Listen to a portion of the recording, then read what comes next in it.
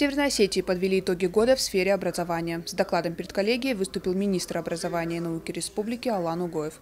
Чиновник доложил, что в прошлом году финансирование расходов министерства составило более 6 миллиардов рублей, около 99% от уточненного плана. В минувшем году все школы республики были обеспечены необходимыми учебниками. Основное достижение в системе дошкольного образования – создание более 3000 мест в детских садах. Острым вопросом по-прежнему остается сдача ЕГЭ и ГИА. Сегодня по результатам единого экзамена можно оценить качество образования в школах. Из-за ужесточения мер во время сдачи тестирования снизились результаты. Наука, как никогда, в 2014 году тоже была отмечена вниманием со стороны правительства республики. У нас было разыграно 3 гранта, более 80 участников научных исследований было принято в этом процессе, и отрадно отметить, что все больше и больше внимания уделяется молодым специалистам.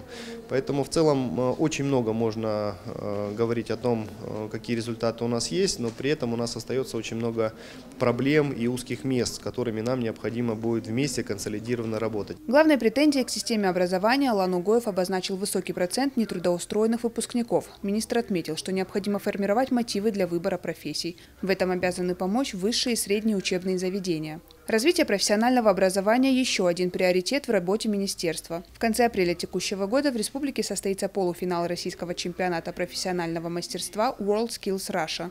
Фатима Макиева, Заур Цеов, Осетия ТВ.